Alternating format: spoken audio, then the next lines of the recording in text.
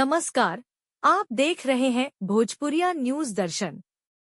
खबर है रोहतास जिले के दिनारा विधानसभा क्षेत्र से, जहां जन सुराज के प्रत्याशी संजय जायसवाल ने छठ पूजा के अवसर पर विभिन्न छठ घाटों पर व्रतियों का आशीर्वाद लिया और क्या कुछ कहा। भोजपुरिया न्यूज दर्शन की टीम कर रही है आपको रूबरू। खबर अच्छी लगे तो चैनल का सब्सक्राइब बटन जरूर दबाएं और हर घटनाओं से अपडेट रहे। आज हम दिनारा विधानसभा में एक चर्चित चेहरा है संजय जायसवाल जी का, जिनके बारे में ऐसा कहा जाता है कि इन्होंने निर्विरोध यहाँ पर चुनाव जीतकर ये बता चुके हैं कि व्यक्तित्व कैसा है। संजय जी, आपका स्वागत है। और सबसे पहले आपको भोजपुरिया समाचार को मेरा प्रणाम। मैं संजय कुमार जायसवाल 3 वर्ष पैस का चौथी बार जो इस बार निर्विरोध चुनाव जीता हूँ। 3 बार मैंने चुनाव लड़कर जीता हूँ। 2009 से लगातार मैं जो अभी पैसा हूँ। अब मैं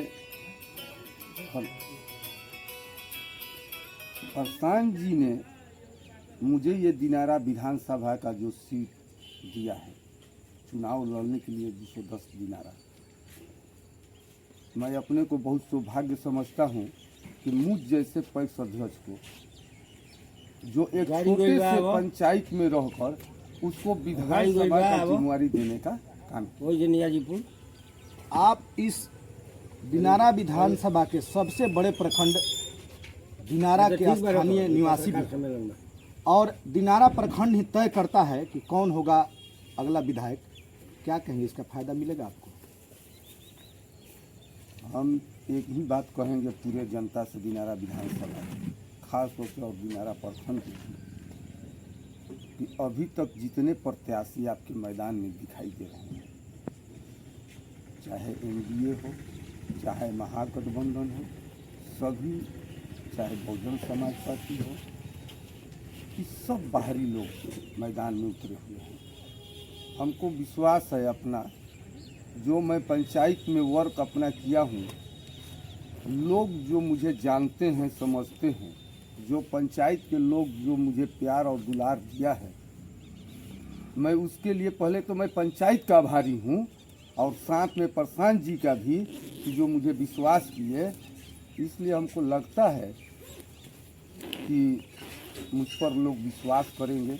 और विश्वास करने का एक कारण और भी है, जो आज मैं स्पष्ट आपके चैनल के माध्यम से सभी जनता को मैं बता देना चाहता हूँ कि मेरा परिवार जो भी है इस दिनारा विधानसभा की जनता है।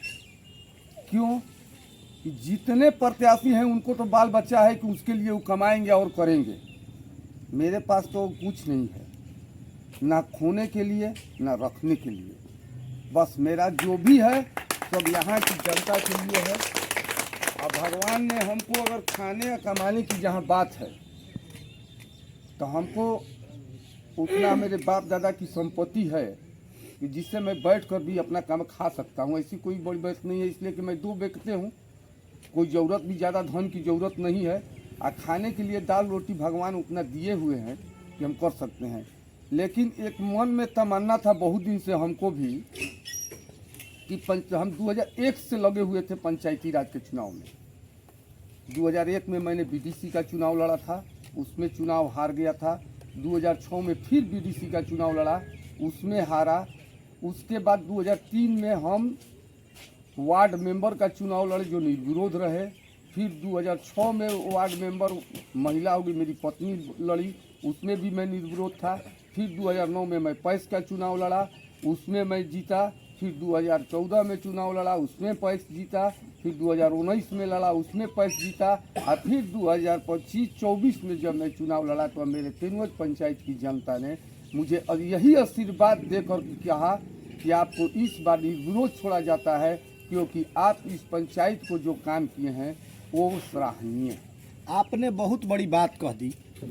अब मैं यहाँ चर्चा करूँगा, चूँकि आप ही के पार्टी के एक उम्मीदवार से हमारी बातचीत हुई। उन्होंने कहा कि बहुत सी स्पेशल ट्रेनों की बातें कही थी सरकार ने, लेकिन छठ पूजा में बाहरी बिहारियों को घर आने के लिए मुश्किल का सामना करना पड़ा। लेकिन किसी तरह वे इस महापर्व में आ चुके हैं। वैसे कमाने वाले लोगों से जो बाहर से आए हैं, क्या कहेंगे उनके लिए? उसके लिए मैं यही कहूँगा कि अभी जो सरकार ने, आप लोग सुने होंगे सब टीवी चैनल वगैरह पर, मीडिया के तरफ से जो अनाउंस हुआ था कि 12,000 एनडीए सरकार, जो मोदी जी की सरकार है, उन्होंने कहा था कि 12,000 स्पेशल ट्रेन जो बाहर रह रहे लोगों को बुलाने का काम करेंगे, जो छठ पर्व में पहुंचेंगे। अभी आप पता लगा लीजिए, अभी बहुत से लोग छठ पर्व में अपने घर नहीं पहुंच पाए हैं, क्योंकि उन्होंने ट्रेन का वो व्यवस्था कर ही नहीं पाए हैं। ये झूठी सरकार है। बीजेपी में बहुत बढ़िया बढ़िया नेता पहले रह चुके हैं, ऐसी बात नहीं है। हम लोग बीजेपी में रहे हैं, जदयू में भी हम भी रहे हैं, उसके बाद राजद में भी हम रहे हैं। ऐसा बात नहीं है कि हम कोई पार्टी से हम छूटे हैं, लेकिन इतने झूठा प्रधानमंत्री इस देश को जो मिला है वैसा कोई नहीं मिला अभी तक। जितना बात बोलना है झूठा बोलकर, जनता को लोभान्वित बात बोलकर, जनता को भरमा कर, आप देख लीजिए शुरू से 2014 से उनका इतिहास उठाइए। उन्होंने कहा काला धन वापस लाएंगे, क्या आज तक लाए? हर गरीब के खाता में 15-15 लाख रुपया जाएगा, क्या गया? आप देखिए उनको। अभी ट्रेन वाला देखिए लिए कि ट्रेन मैं बात ये कर रहा था, चूंकि जो लोग किसी तरह से अपने घर आ चुके हैं, क्या उनको आप भेजना चाहेंगे? क्या उनके लिए विकल्प क्या है आपके पार्टी की ओर से? हमको तो पूरा विश्वास है कि जितने छठ व्रत में आए हैं और जो कष्ट सह रहे हैं, जो बाहरी रहकर, गुजरात, असम जाइए, महाराष्ट्र, जहाँ भी, दिल्ली आप जाइए, बिहारियों का जो दुर्गति हो रहा है, हमारी सरकार अगर बनती है तो फाइनल है एकदम। प्रधान जी का फर्स्ट मुद्दा है कि वो आपको यहीं पर 10 से 15,000 की नौकरियों की जो व्यवस्था करेंगे, यहीं पर बाहर उनको जाने की जरूरत नहीं पड़ेगी। ये थी यहाँ की जन स्वराज पार्टी की ओर से कुछ मुख्य मुद्दा जिस पर हमारी बातचीत हुई। जानेंगे यहाँ एक बगल में समर्थक हैं, क्या नाम है सर आपका? मेरा नाम विकास पांडे हुआ, मैं जिला संगठन अनुमंडल अध्यक्ष विक्रमगढ़। विकास पांडे जी से एक तीखा सवाल होगा हमारा आज, क्योंकि इस रोहतास जिले में एक वर्ग है ब्राह्मण वर्ग, उसको एनडीए से टिकट न मिले, किस परिप्रेक्ष्य में देखते हैं? क्या पूरा शाहबाद से एनडीए का सफाया है और बिहार से भी सफाया बराबर करेंगे इस बार एनडीए को। उसके बाद देश से भी मोदी जी को झाड़ू लगने वाला है। आपके समुदाय से क्या लगता है, किसको समर्थन देने वाले हैं आप?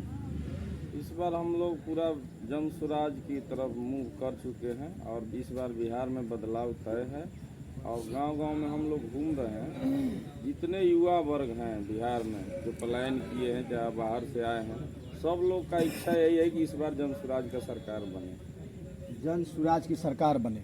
अब हम अंत में चाहेंगे उस छठ व्रतियों के लिए, माता बहनों के लिए जिन्होंने छठ व्रत किया है, उनके लिए क्या कहें? मैं अपने तरफ से और जन स्वराज के पार्टी के तरफ से सभी छठ व्रतियों को मैं अपने तरफ से प्रणाम, उसको पैर से चरण स्पर्श करता हूं उनका, कि वो लोग अपना आशीर्वाद मुझ जैसे कार्यकर्ता को विधायक बनाने का काम करें और बैग छाप पर स्कूल का बस्ता जो 7 नंबर पर है उसे जिताने का काम करें। संजय जायसवाल जिंदाबाद, कंसराज जिंदाबाद, संजय जायसवाल जिंदाबाद।